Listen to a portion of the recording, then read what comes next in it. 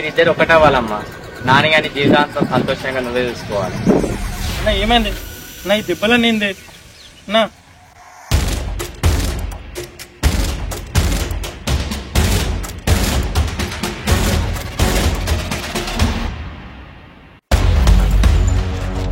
చిన్నంత ప్రేమించలేకపోవచ్చు కానీ నేను నమ్మలా చూసుకుంటాను.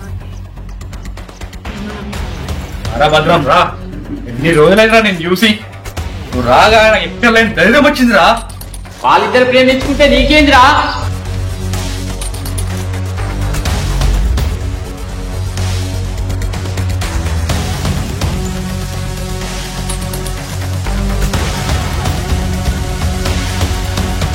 రే భద్రం